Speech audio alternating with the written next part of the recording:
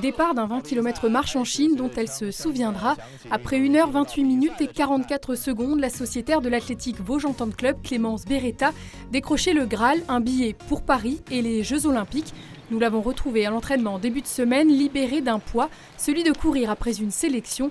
C'était fin février, une compétition programmée tardivement, suite à un abandon en Australie. Très vite, il a fallu repartir au travail. Le travail en fait effectué a été surtout et avant tout mental pour être vraiment prête et beaucoup.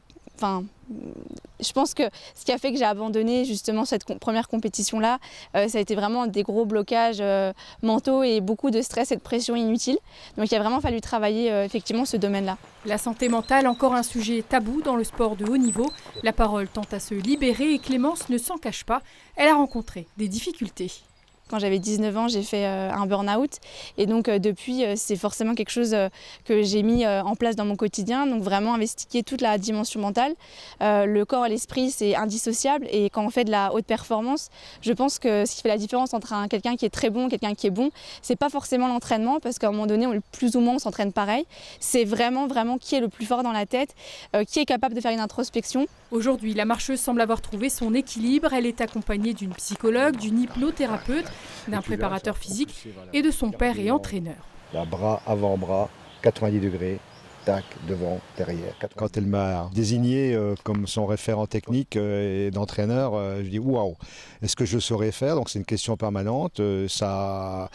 Ça a un peu pollué quelques nuits, je dois dire, notamment après son échec d'Adélaïde, où là j'ai été une paire de jours me dire mais qu'est-ce qui n'a pas fonctionné? Donc je regardais les programmes, je regardais les séances, tout allait bien. Donc voilà, ça marche bien, je n'impose rien, on est vraiment en osmose. Toutes les nouveautés que je veux introduire, j'en discutais avec avant, donc il y a des petites choses que je voudrais changer, mais ça sera toujours avec son consentement. Allez, coude au corps, pas trop écarté. Allez. Clémence Beretta a intégré la musculation plus intensive dans sa préparation, aux côtés de l'ancien international d'aviron, le Vosgien Thibaut Lecomte. Ça c'est sûr, c'est pas mes séances préférées, mais c'est des séances qui sont vraiment super nécessaires. Ça fait 1 an et demi qu'on a commencé le travail avec Thibaut. Et donc ça s'est arrivé après une réflexion 2022 où je me suis dit là c'est une étape importante parce qu'on est 2 ans avant les Jeux. Donc s'il y a des modifications à faire, c'est maintenant, ce ne sera pas 6 mois avant. C'est vrai que je vois vraiment les résultats. D'abord forcément physique, mais ça s'impacte sur ma technique. Quand on est sportif de haut niveau, la musculation maintenant c'est quasiment indispensable. Alors après, c'est sûr qu'une séance de musculation, souvent, ça remplace une séance de spécifique dans le sport, donc ici dans la marche. Donc c'est un équilibre à trouver. C'est pas évident, sachant que Clémence, elle n'avait pas un gros passé en musculation. Les premières séances, ça lui a pas forcément fait du bien, il y avait quelques traces. Alors après, il a fallu adapter, il a fallu faire des tests. Il y a des choses qui ont fonctionné, d'autres un peu moins. Mais maintenant qu'on a un petit peu de recul, on a trouvé notre équilibre.